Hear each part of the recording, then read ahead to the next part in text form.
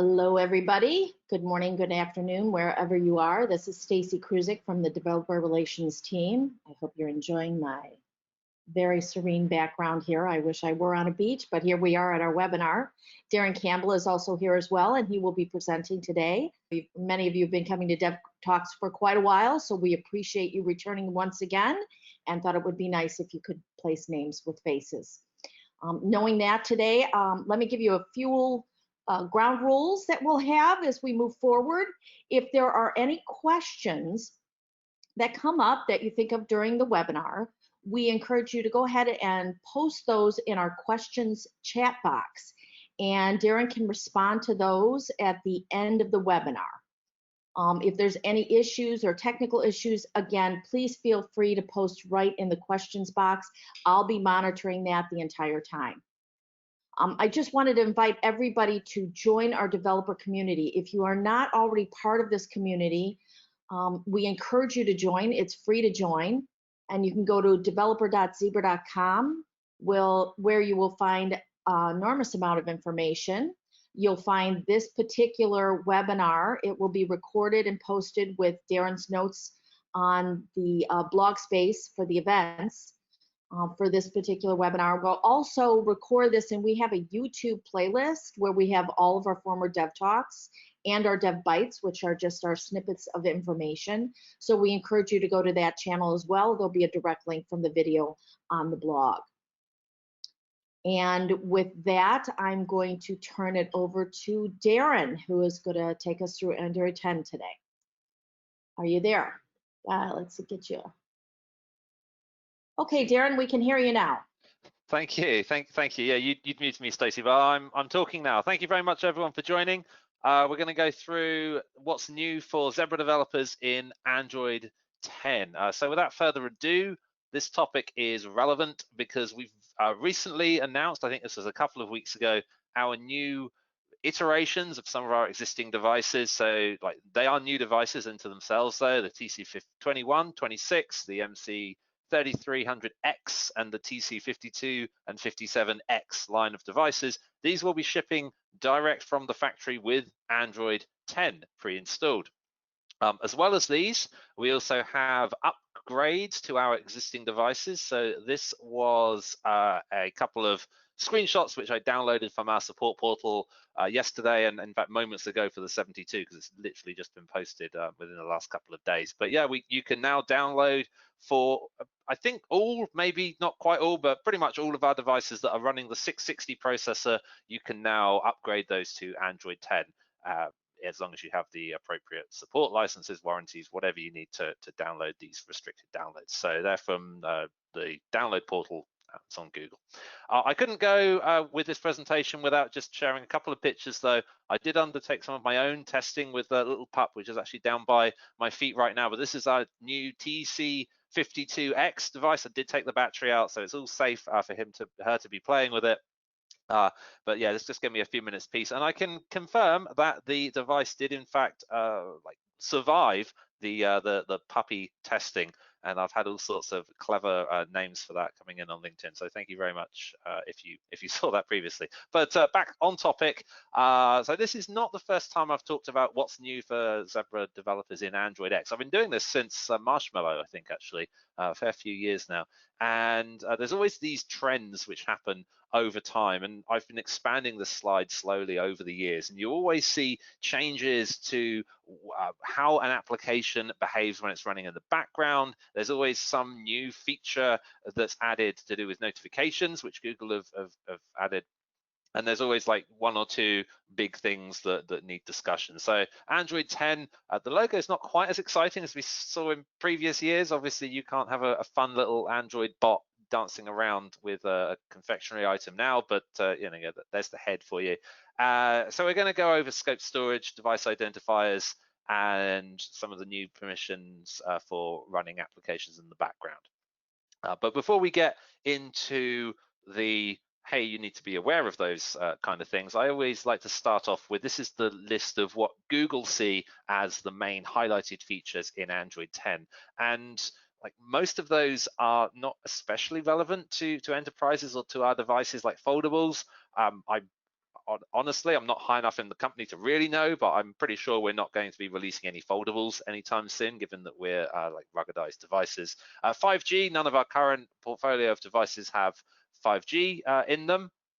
And yeah, everything else is not really enterprise focused until you get down to things like user privacy, and security is kind of relevant. Like TLS 1.3 is on by default. There's been additional like storage encryption. There's like more details available from Google on exactly what that means. Obviously, there's been full disk encryption on devices since Android Marshmallow, but yeah, more information available from Google. But there are really good reasons to upgrade your device portfolio, mainly just so that your devices are on the latest and greatest version of Android, to be honest. But when you do upgrade, you need to be aware of certain things. And the first thing to be aware of is scoped storage. Now, scoped storage was, I would say, the most controversial feature when it was first introduced around a year ago into consumer Android. There was a lot of developers which raised all sorts of complaints and questions. I was following certain Reddit threads on this to say this does not work very well for our application. So essentially, Google have taken the consumer developer kicking and screaming into the world of scoped storage. So for those of you that aren't familiar with what scoped storage is, previously, before Android 10, an application, as long as it had requested access and been granted that access through a runtime permission to the external storage directory. Previously, that would have been the SD card back in like Android Jelly Bean and Honeycomb and all sorts. But nowadays, it's just called external storage. It's an area of storage that can be shared between applications. And an application can add files there which will remain there after that application is uninstalled. And this was seen as a potential security hole by Google because, hey, now one application can access another application's files without explicitly requesting and being allowed to do so. And also, like, I've uninstalled my application, but hey, now I've got things, my device is being bloated. Like most Android devices, obviously, well, a very common use case, you give an Android device to a child, they install hundreds of applications. I see a lot of complaints about this online, and then all of a sudden your device is unusable because the storage is filled up because every application leaves around like 10 hundreds of megabytes, whatever. Anyway, so back to what this is though. The impact, obviously, now you don't have access to that shared storage directory under scoped storage. What your application ends up having is a external storage area which is specific to that application. It's scoped to the application, hence the name scoped storage. And so like the code, in theory, the application, as long as it only wants to read and write its own data, doesn't need to do anything special. But there are certain use cases, and the more consumer use cases that Google have considered are sharing media files. So you talk about images, videos, audio. Those can still be shared. There's a media API, and there's some dedicated folders that applications can share those files amongst themselves. Limited enterprise use cases for that. If you are happy that the user has some interaction with your application, then you can use what's called the Storage Access Framework. And using that API, you're able to grant the application, the ability to read and write any file in external storage. But of course, that requires the user to manually select the file. And in an enterprise scenario, it's probably a limited number of companies who are going to allow or at least trust their users to select the correct files. So there are definitely some enterprise like impact here. Things like reading configuration file from external storage, that's very popular. Sharing log files, like an application will log some stuff, it will put it on external storage, and the expectation is that you can copy that off either by plugging the device into an application, to a PC or a Mac, and like using file transfer to copy that off. Not all enterprises are like cloud ready. They're not even connected to the outside world very frequently. And so, yeah, you can't like get around the scope storage limitations like you can on consumer devices. So what's the recommendation from Zebra? Probably everyone is shouting on this call. There is a way, there's a couple of ways you can exempt your application from scope storage. The first one, which I wouldn't recommend, is to not target API level 29, which is Android 10. Only applications which target the latest version of Android are subject to this well, the API level 29, Android 10.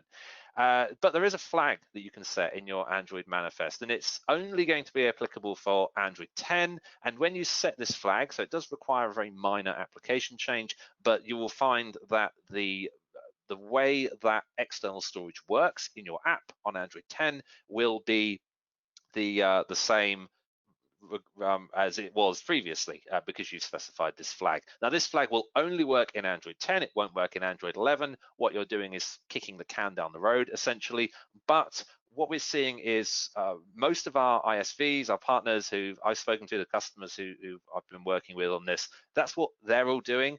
Zebra aren't exposing any way to circumvent scope storage, and I'm not saying we are going to expose a way to circumvent scope storage, but we're looking at this in the scope and timescale of Android 11. So obviously Android 11 has just been released to consumers in the beta form. So come back here in a year's time and I'll be giving very specific instructions and recommendations on scope storage on Android 11. But in the time frame of Android 10, the recommendation is to just set this flag and be done with it for a year, and then we'll come back and revisit this. In the meantime, we have actively started to reach out to some of our customers and partners. So if you have provided me some feedback already, thank you very much. And we're taking all of those use cases to make sure that what we do eventually expose is both secure and supports customer use cases. Because the last thing we want to do is be seen as lessening the security on any of our devices, because we have to pass various tests and all sorts. So that's scope storage. The other big change in Android 10, which I want to cover, is an application's ability to access location in the background. Now, this is something, again, which seems to change from version of Android to version of Android. I think it was Android 8, but it might have been Android Pie, I forget which. The frequency at which you could receive updates to location in the background was changed. You could only receive location updates a few times each hour. I'm doing like the air quotes because that's what the actual documentation said. But now there's an additional restriction, and this is going to change again in Android 11 if you read through those beta documents, but we'll get there next year. In Android 10, what you need to do is if you're targeting Android 10, like API level 29, you also need to make sure that you request an additional runtime permission, which is this access background location, if you want your application to access location in the background. If you're not targeting API level 29, if you're targeting Pi, which is API level 28 or earlier, then you don't need this new access background location. Doesn't exist in the SDK for those, but you'll be automatically granted the background permission request, essentially the legacy behavior. And obviously, like the user now is given a different pop-up message. They're asked, do you want to allow the application access all the time, which is foreground and background, or do you want to only allow access whilst the device is in the foreground? So it's possible for the user to deny this runtime permission, but it is just a standard runtime permission. And so if you are automatically accepting those, you might be using an EMM to automatically accept those runtime permissions, or you might be using Stage Now, in which case runtime permissions are automatically accepted regardless. Then you won't be presented with this screen that I'm showing on the right-hand side there. And so some of the other things to be aware of, I think I've covered most of these. If you still target Pi, then it was automatically granted. So the other thing I wanted to cover, I mentioned that background location under Pi and Oreo, you could only receive updates a few times each hour, and I think it ended up being like every 15 or 20 minutes when I did my testing. But most of our customers that needed access in the background as a workaround to that used a foreground service. So you always have a persistent notification. Well, maybe you don't see that if you're using like a enterprise home screen or something like that. But essentially, many customers are using a foreground service as a workaround to that restriction. And if you are using a foreground service, just be aware that on Android 10, you need to specify the foreground service type as location, Now, as far as I can tell, and I even dug into the source code of this at the time, it doesn't actually do anything on Android 10. But when they released the documentation of Android 11, it became a little bit clearer. There are additional types that you can define for a foreground service, like there's a microphone service, and there's others that I forget exactly what they do in Android 11. And eventually, I think the idea is to make it more flexible in Android, so it has more context aware of what the application is doing. But for now, just to get ready for that, just make sure that you set the foreground service type as location in Android 10. Yeah, so that's everything to do with background location. Yeah, so I mean, every version of Android, again, is becoming more and more things to do if you want to have that access in the background to location, but it is still possible. Android 11, I did mention that briefly, but you can't request the two permissions at the same time for what it looks like. You have to like request foreground and then request background afterwards. But for 10, it's fine. You can request them both at the same time. Moving on to access to device identifiers.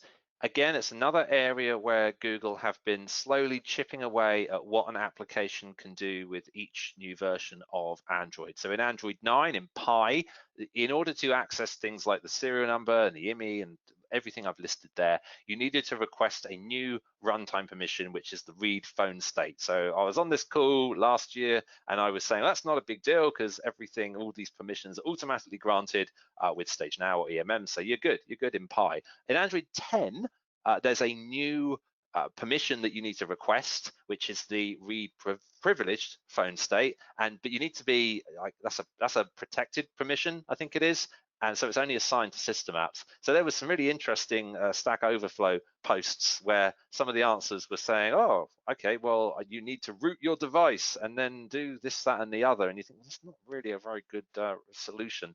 So yeah, they got a few downvotes from me, but unless you're writing a device owner, then on consumer Android, you don't have access to things like the serial number and the IMEI. Google recommends using some of these other IDs. There's the settings secure.android ID. It's actually tied to the user, and it will change if you do a factory or an enterprise reset. But it's pretty much good enough for most use cases. Maybe for licensing, that might give you some trouble because then you'd need to issue a new license and like revert the old license. It's a bit of a pain bother. Less realistically, Google also suggests using the advertising ID, but there is more information available from Google on this point at that link that I've given there. But the good news, and I do have some good news, and this will be available on any Zebra device running Android 10 from now. They managed to get this into the very first version that we release, is that it is indeed possible to access the serial number and the IMEI on Zebra devices. As long as the device has a SIM card, you can access the IMEI number, but the serial number is available on any device. Just bear in mind though that this, similar to what I was saying about scope storage, the last thing Zebra wants to do is to be seen as opening loopholes in Android and like exposing or lessening user privacy. Yeah, it's a very bad thing. We don't want to do that. And so you need to take a number of steps in order to access the serial number or the IMEI in your device. So I did do a sample application that's available for anyone to take and use. Some source code here. How it works is there's a content provider, which is part of the Android 10 build from Zebra. We call it OEM info. And you can use this specific to Zebra content provider to access the serial number and the IMEI in the same way that you use the standard content providers to do things like look at the image cache or media on the device. And yeah, you can do that. And there is another step though. You don't just get the serial number by querying the content provider. You also need to grant permission to the application to be allowed to access that content provider. And this comes down to us not wanting to lessen the security. So we're making sure that the administrator is 100% sure that they're granting permission to that application. And the way you do that is through, you can use the access manager. So I'm showing a screenshot here from Stage Now, but you can also do this through EMM, through OEM config, and you have to allow the application, or the caller in this case, to call a specific service, and the service is the content provider. So for the test application, then you fill in the package name, the service identifier, and then you need to provide the signature of the app. And I wrote a whole article on the developer portal just over a week ago now on how you find out that caller signature, because it confused me no end when I tried to read through the documentation. So hopefully with my article, you sort of don't have to go through the learning experience that I did, just read the article and the information is there. But essentially, all Android applications are obviously signed with a certificate of some kind. There's a debug certificate when you're running a debug build of your app on the device, and then there's the production certificate, which you own the key store and you sign the app as part of your build process. And it's the signature of that certificate that you need to provide to StageNow or OEM config or your EMM in order to say, yes, it is absolutely this application that I want to provide access to the serial number. And yeah, I also released a couple of days ago, I think it was, or maybe it's still going through review, a blog talking about how you access the serial number on our devices. But honestly, I mean, this link will be available at the end of the presentation, but on my GitHub sample, you can see me pointing at my screen as long as I do it in a particular way. On this the sample there in the README is essentially the same as what's going to be in that developer portal post. So there you go, that's access to the serial number. The team are, I think they have it in the backlog to provide access to the MAC address. I can't remember if that's the Wi-Fi MAC address or the Bluetooth MAC address of the device, but yeah, at the moment, only these two. If the other IDs are like required and there's enough demand for them, obviously we could expose them in the same way, but honestly, we're only really seeing access requirements for serial number and IMEI. So they're the main things, to be honest with you, and everything else I have to cover is kind of, and also, so we sort of on the home stretch essentially now, but just bear in mind that if you're using any of these APIs, which I've listed on the screen here, previously you needed to request access coarse, C-O-A-R-S-E, permission, location permission, whereas now you need to request access fine permission. Probably most of the impact's going to be around Bluetooth here, but that's because our runtime permissions are mostly automatically granted, then this hopefully shouldn't be too much of a problem for our developers. In fact, I'm guilty most of the time myself. I just request fine permission because it's probably safer to do that, so other people are probably in the same boat. But yeah, just be aware of that, a minor change. I saw someone on YouTube complaining that wasn't clear, so well, they were complaining to Google it wasn't clear, but hopefully this is now at least clear for Zebra developers. Now, something which was sort of brushed over in Google's documentation, which I think is probably going to be applicable to a number of Zebra customers, is if you have an application which still targets API level 21, so there's not unusual in our industry. Our devices last between like 5 and 10 years.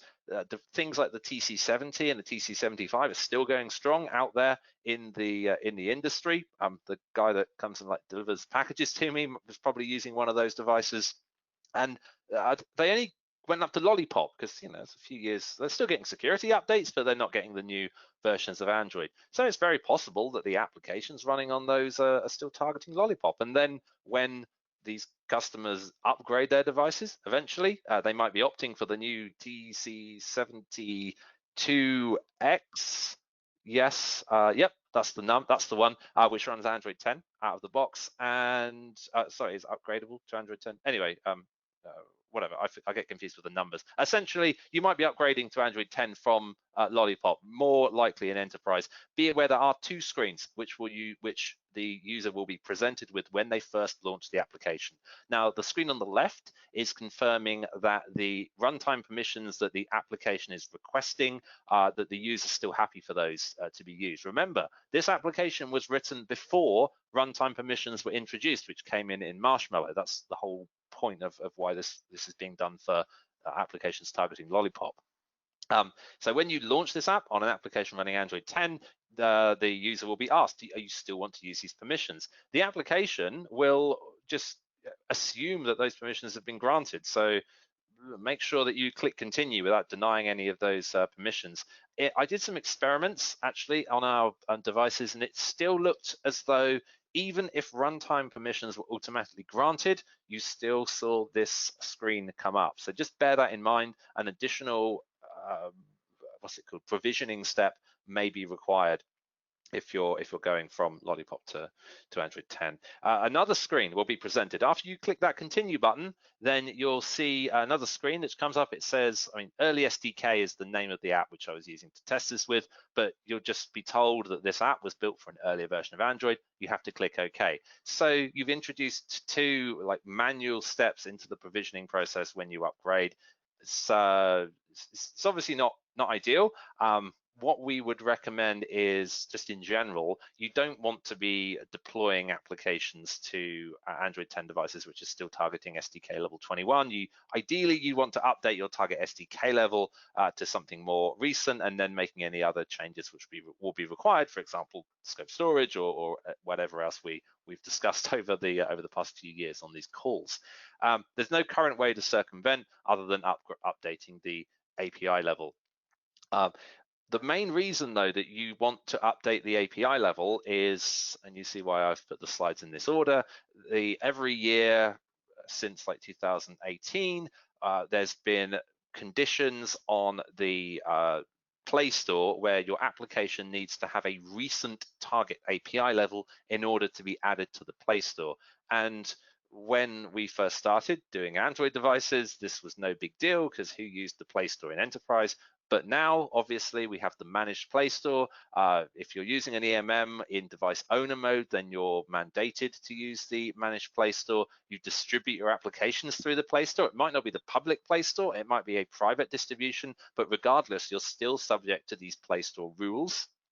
So just bear that in mind. And the reason this slide is here is that from August 3rd this year, then if you're adding a new app to the Play Store, it needs to target Android 10, API level 29. If you're updating an existing app in the Play Store, it needs to target API level 29 from November 2nd, 2020. And just to be clear, you can still specify an earlier API level as the minimum SDK. So your target SDK is the level of the API which you are coding against, the feature sets available to you, and in many cases the restrictions that you're subject to. More information available from Google at that link and in the resources at the end of this presentation. But the minimum SDK is the minimum version of Android that you've tested on. So there's nothing to stop me writing an app targeting API level 29 and still supporting a minimum SDK version of 8. I think if you use Android Jetpack, oh no, this is way beyond my knowledge now, but I think that goes back to API level 14, but I could be wrong, it might be 16, but pretty much 90% of our customers are at least on what came after KitKat, JK, Lollipop, yeah, Lollipop. We do still have a few holdouts on KitKat. So that's Play Store changes, nothing new there if you're familiar with these changes. This has been happening since 2018. Another thing which has been happening since probably 2018 as well, actually, are restrictions on non-SDK interfaces. So if you're not aware, not familiar with these, this is an effort by Google to stop stop developers calling hidden APIs. And when I say hidden APIs, I'm talking about APIs accessed by reflection on Java or reflection in Kotlin, or accessing undocumented APIs in the NDK if you have some C code as part of your application. So you only want the application, Google only want your apps to call APIs from that public API set, but it's a lot of heavy lifting to get all developers to change their apps. It wasn't always possible. Maybe there's not an equivalent public API for this functionality. And so you have this notion of whitelists, blacklists, and grey lists in the current environment. I don't know if they're going to change the name of those. They seem to be changing other things. But for now, as far as I know, they're still called whitelists and blacklists. Whitelist is the public API, which you are allowed to call, all very well and good. Blacklist are the forbidden and denied APIs, which you are not allowed to call. If you call them, your application will crash. You have a bad time. On the grey list, it's just a little of both. So the grey list tend to be APIs which is okay to call for now, but just be aware that Google will be moving them onto the blacklist in the future, and you do need to be prepared to move to a public API when available. There's a number of ways that you can test your application. You can use logcat messages, which is probably easiest if you're like me. There is some static analysis you can do. The screenshot on the right there of the slide is actually from an analysis. It looks like I did on Facebook. The tool runs under Linux. I've got it actually under the Ubuntu subsystem for Linux. This is a little bit.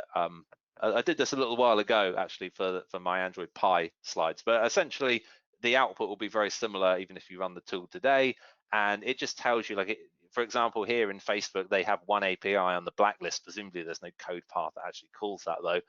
Well, who knows? Maybe it does crash under certain conditions. 2 in the grey list. So if they're on an O device, then they're fine. If they're on a Pi device, then those grey list APIs are going to be problematic. And similarly, if they're on an Android 10 device, then those grey list Max P APIs will be problematic. So there's multiple ways to do this analysis on your app. Have a look at the article. Google wrote an article. I wrote an article on our dev portal as well. So just take a look at that for more information. Moving on, we have a new feature which at first seems quite interesting, the settings panels. And this was an API, or is an API, now allowing an application developer to pop up to their user the ability to modify some very specific settings to do with, like you see the screenshots here, like maybe they want to change the volume or change the internet connectivity. There's another one. Excuse me, another one for NFC settings as well, to like turn on or off NFC. It's more feature rich than the quick settings, the pull down screen that just had like turn on off airplane or Wi-Fi. Here you can like connect to a new Wi-Fi network. Maybe you detect no internet, so you say, hey, application user, do you want to connect to Wi-Fi? Let me pop up the settings panel for you. So that's what they're supposed to be in a consumer sphere. I would not recommend them in enterprise for a couple of reasons, mostly because if most administrators will block access to the settings, and they will also block access to Zebra quick settings. Now there's no MX or DPM, Device Policy Manager API, specifically to block quick settings, but if you disable settings, then you're also going to be disabling the quick settings as well. So do not guarantee, do not assume that quick settings will be available on your device. They're probably not in the enterprise, so very bad practice to use them, but just be aware that they do exist, and if you come across them, then please, I wouldn't recommend it. Another thing which I wouldn't recommend, but is just to be aware of, is smart replies. It actually uses on-device machine learning in these kind of message scenarios to suggest potential text, and you've probably seen this on your personal phone, like things to reply to the message. I again wouldn't recommend this for a couple of reasons, mostly because I've seen some really weird things on my personal phone. Like it's sort of, the replies are not great. Like someone will text me and they'll be saying, I'm having a life crisis, I just can't cope anymore, and the suggested reply is, okay, it's kind of, well, if that happened in a work environment, then, well, hopefully you get the analogy, you get the point. You can opt out of this in your application with those 2 APIs. Another reason you might want to not want to use it is for that like Open Maps button. You might not have Google Maps on the device. You might have it disabled it through any number of mechanisms, like restricted GMS mode that we have on Zebra devices, for example. So yeah, smart replies, a feature. I wouldn't recommend it. Most enterprise apps aren't using notifications in this kind of message way, so it wouldn't affect you, but just be aware that it exists. And then finally, I was in 2 minds whether to include this, but everyone was really excited. I'm trying to keep my language to a public forum. When they introduced dark theme on Android, it's like innate support for dark theme on Android 10. So just be aware, if you are a fan of dark theme, there's nothing to stop you from manually turning it on our devices, but we do not have a way for administrators to automatically turn it on across their fleet of devices. So sorry if you're an administrator who loves dark theme. Just bear in mind as well that our screens on our devices are not OLED screens, and I'll let the sales guys explain the differences and the reasons and whatever else. But from a technical point of view, they're not OLED screens, so you're not actually going to see much power savings. Google does say that, I don't know if it's Google or some other forum I was reading, but apparently you do have power savings across other display technologies, but it's minimal, Oh, I'm on webcam, I can actually say, yeah, it's minimal. So yeah, I wouldn't, if it's your preference, then you can expose that to users, but most people will disable settings for their users. And so with that, I think that's like half an hour. They were the main points that I wanted to cover. So in conclusion, Android 10 gives more emphasis on power and privacy to end users, but, and I remember saying something very similar when I was talking about Android Pie, that's not always going to be a good thing for our enterprise customers where you want to give power to the administrator, and we are doing that where we can through MX, through OEM config, through EMMs, through OEM config, through EMMs. So be aware of things like scope storage, especially just be cognizant of that in Android 11 as well.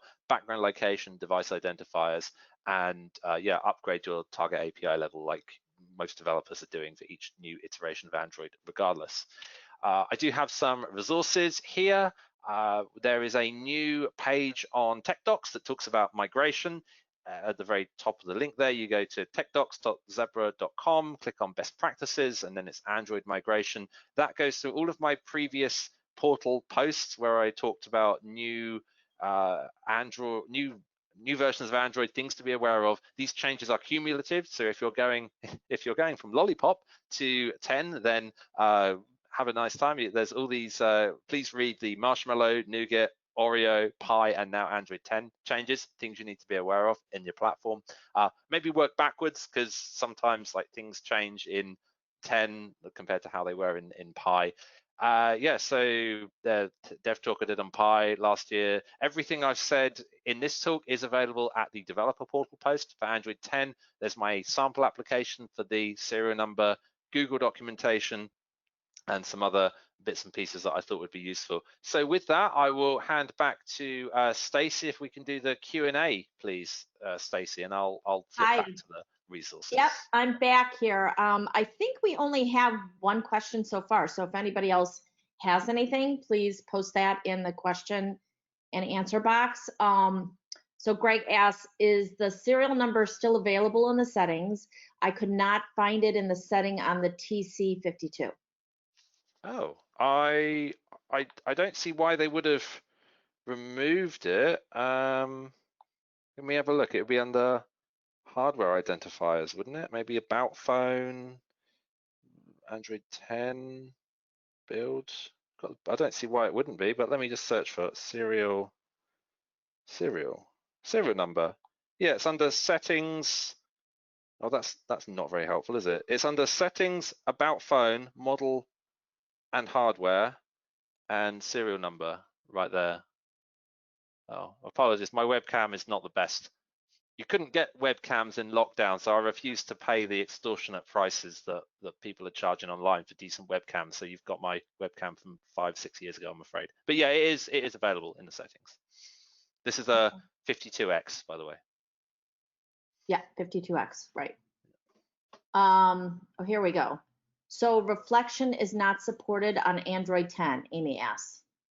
It's it's a bit of a more complicated than that. Reflection is still supported. You can absolutely use reflection, but just be aware of the I can't remember what it's called now. Those restrictions on non-SDK interfaces. So if you are calling an API through reflection, then it may well be on one of those black lists or grey lists that I talked about. So just, I mean, the more information is available in these links here, but the best thing to do is maybe just look at what comes out of logcat when you call that API. Are you seeing any warnings? Or you could do like some static analysis, more information on those links here. But it's not a blanket, no, you can't call it. It's just be aware that there may be some restrictions coming in. This was introduced in Oreo. What actually changes from Oreo to Pi to 10 to 11 to 12 is which APIs are on the whitelist, the blacklist, and the grey list. So Google will move those around. We as a OEM have the option to add APIs onto those lists. We can't take anything away. Otherwise, we break CTS testing and we don't get the approved by Google badge. But we can add things, but we don't change those lists. It's just more difficult than than it needs to be. Okay. And thanks from Greg. So I don't have any other questions. Thanks all. Have a great day. Thank you. Thanks, Stacey. Thanks, everyone. Bye-bye. Thanks.